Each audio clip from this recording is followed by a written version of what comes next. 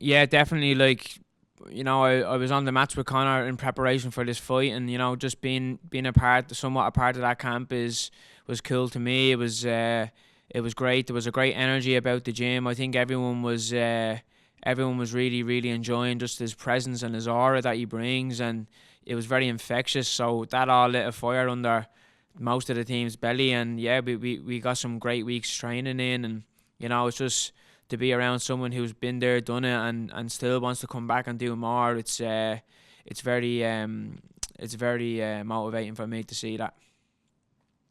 Thank you, man. Appreciate the time. Thank you. Next question, Mike Pendleton. Hey, Nathan, when you've got 10 fights on your 10 fight win streak all ending in the first round, is that something you think about when you're in there or when you're training? Obviously, you don't get paid by the minute, as you told me before, but is that something that's on your mind, when you're going into a fight, like let's continue racking up these first round finishes?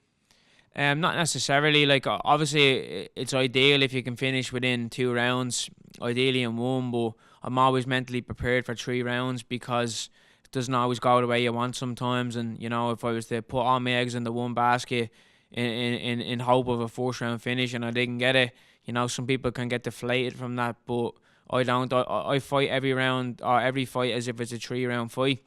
And if I catch an opportunity when it opens up, then I get to finish. Like, I have 8 out of 10 fights I've been in, but always the mentality is fight to win over 3 rounds. How special is it to be a part of these Bellator Dublin events? Say that again. How special is it to be a part of these Bellator Dublin events? Yeah, it's great to be a part of it. Especially fighting in my hometown in Dublin, being a part of a show in what would be our biggest arena, the Tree Arena.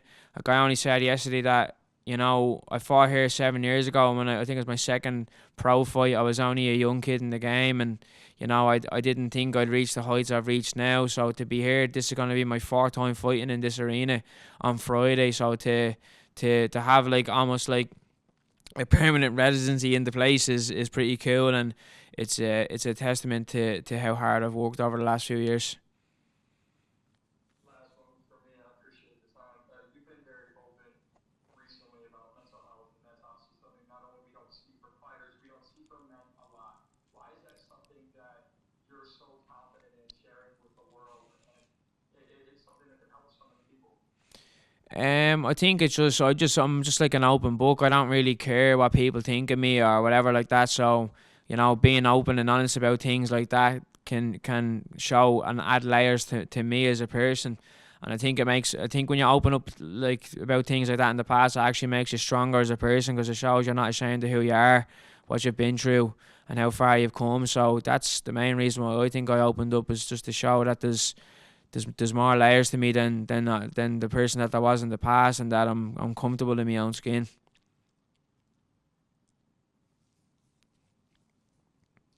Next question, JL Curvin. Hey Nathan, J.O. Craven for Shirt Off. You're on a 10 fight winning streak. You're getting guys out there early. But I'm just curious, like, how do you feel like your career is going? Do you still feel like you're a prospect, or are you sort of eager for the next step, next stage in in your career?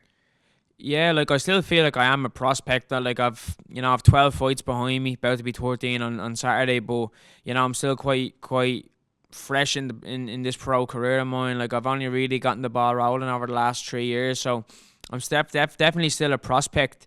Um, but I also feel like I'm at a certain level, and I have a certain belief and confidence in myself that I am ready for the next step as well. And if I was to win this fight and get jumped up to that $1 million season next year, I'd be all for it, because I feel like I'm at a level with myself, mentally, physically, skillfully, that I can take on anything in my stride, and achieve the goals that I want to achieve. And then just one more for me. Obviously, a long time has passed since you dropped those first two fights. Just how do you feel like you've grown as a fighter? What do you think you? What is the most impressive area that you feel like you've grown in your career? Um, I feel like I've grown more outside of the sport. Being honest with you, I think I've really matured up as a person outside of the sport, and I think because of that, that has led into my success inside the sport. I think I got a good understanding of who I am as a person, my mindset, my capability. I righted a lot of wrongs, got rid of a lot of demons, and now I have no distractions. I have a good circle around me, a trustworthy people around me, a team of people who I love, family who I love, and yeah, everyone wants the best from me, and I believe in me, and I believe in myself, and I think that's why my career has been successful. Also added, to the discipline and dedication to show up every single day, to come on the age that I want to come, and keep grinding towards the end goal. That's why I'm successful at the minute.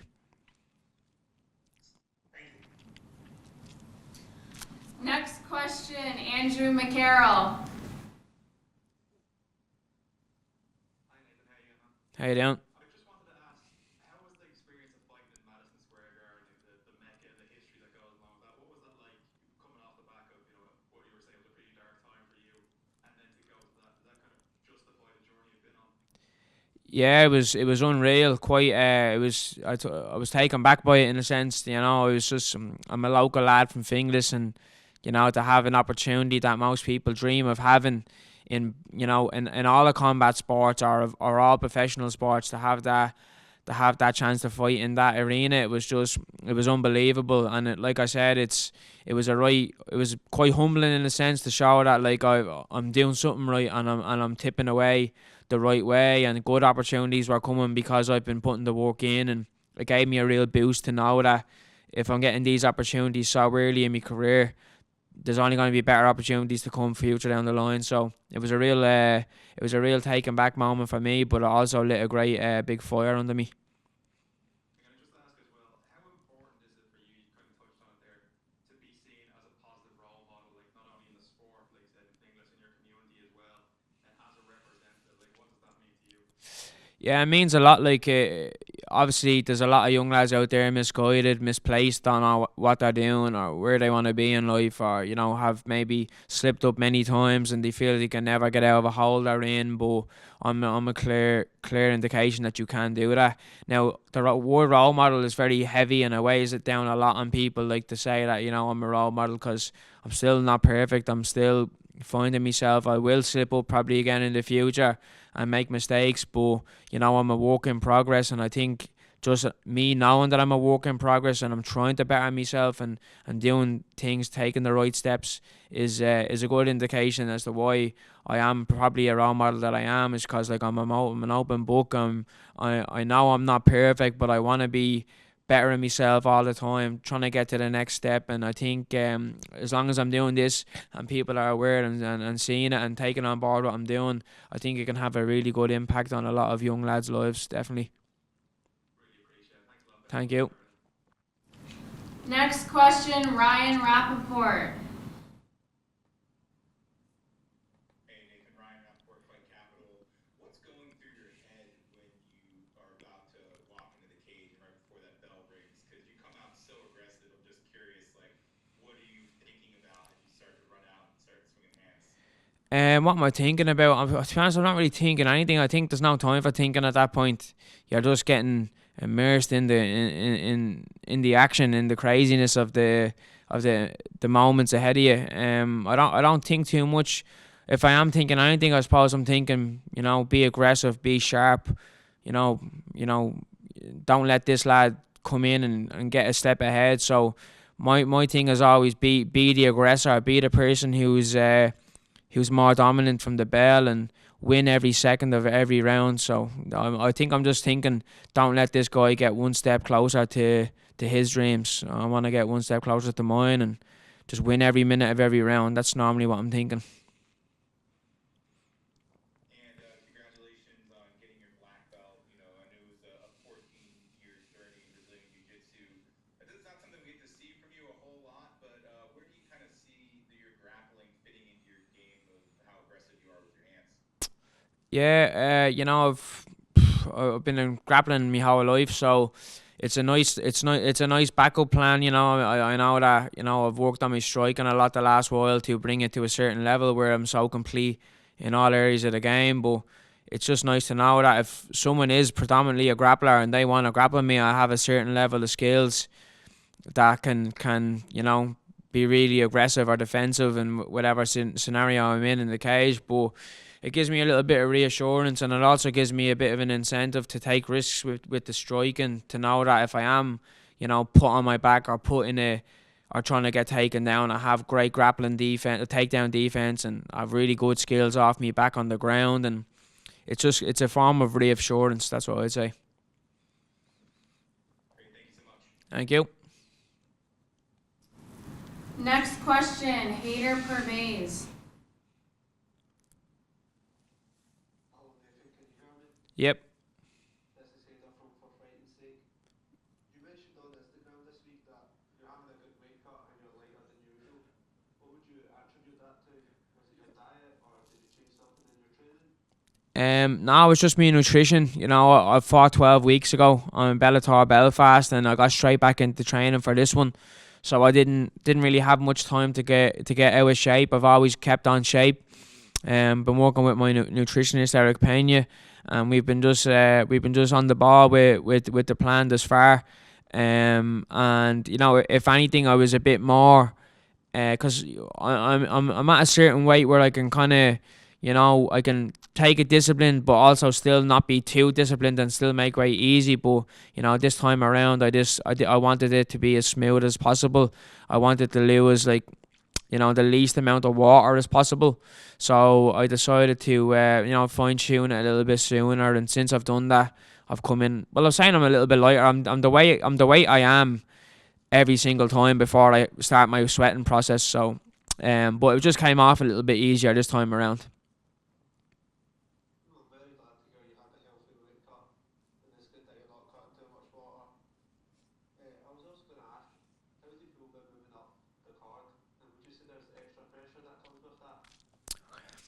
Nah, it's no extra pressure. Sure, I headline PFL Dublin. I think being midway in the card is grand considering. I don't really, card placement means nothing to me. If I stayed where I was, grand. If I move up, grand. It makes no odds to me. The fight is the fight, no matter what time it's at in the day. The opponent is still going to be the opponent, no matter what time it's at in the day. So card placement to me is all irrelevant. It's just a factor in what time I'm going to be fighting at. That's all it is. Thank you very much. Best of luck. Thank you. All right, last question goes to Gabriel Gonzalez. Hey Nathan, was just curious, your career just with PFL, you've got to fight virtually under all of their different brands, Bellator, Europe, be part of a regular season event, be part of playoffs. Did you feel any difference, or how would you compare just being part of every facet of the company as a fighter? Yeah, it opened my eyes to how the company works.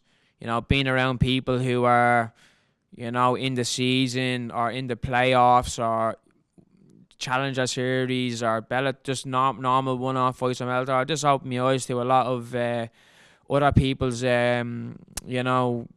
body languages, moods, how they're feeling going into fights, and it kind of just gives you a little insight to what could be down the line in the future, down the line for you. So, yeah, it's just been great to be a part of it. I'm really appreciative of all the opportunities I've been given.